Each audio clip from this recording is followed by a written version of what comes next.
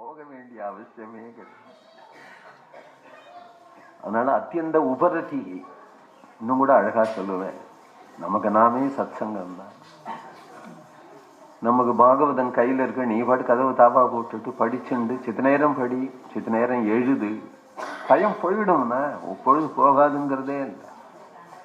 பொழுது போகலைன்னு அடுத்தாத்து போக வேண்டிய அவசியமே இல்லை. சித்த நேரம் நாம ஜபம் பண்ணு, சித்த நேரம் கேசட்டு கேளு, சித்த நேரம் பாகவதம் படி, சில முடிஞ்சா பாகவதம் எழுது, அப்புறம் வீட்டு காரியங்கள் சமையல் பண்ணு, சாப்பிடு, சித்த அக்கடான்னு படுத்துண்டு பொழுது போயிடு. எழுதி வச்சிருந்தது எப்பொழுதாவது அண்ணாவை பார்த்தா கொடுக்கு. ஏன்னா ஒரு ஆசை வேணும். ஆசை இருந்தா தான் காரியம் நடக்கும். ஆசை வேணும். இந்த ஆசை என்ன அப்படின்னு கேட்டா, நாம் இதெல்லாம் பண்ணினோம், அது ஏதோ நாராயணா ஏற்றி சமர்ப்பயாமி அப்படிங்கிற ஆசை போராது.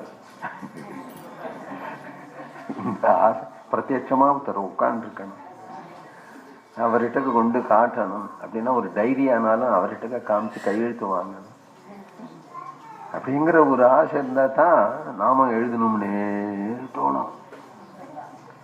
நாம எழுதணும்னு தோணும், பாகவதம் படிக்கணும்னு தோணும்.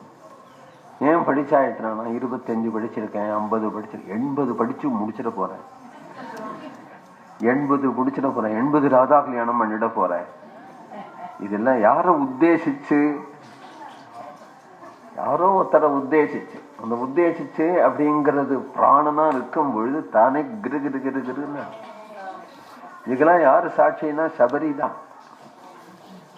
இந்த அவளுடைய ஒரு ஆன்மீக முன்னேற்றத்துக்கே காரணம் குரு பக்தி. அந்த குருவினிடத்துல அவ்வளவு ஆசை இருந்தது அவளுக்கு. என் குருநாதன் அப்படின்னு ஒரு ஆசை. பெருமாளே வந்தும் கூட பெருமாளுக்கு காட்டுறா, என் குருநாதன் இங்கதான் உட்கார்ந்துருப்பா அப்படின்லாம் காட்டுறா. அப்பதான் நமக்கு நம்ம சரியான வழியில, அந்த வழியில அப்படி போயின்னு இருக்கோம். அதெல்லாம் ரொம்ப ஈஸி.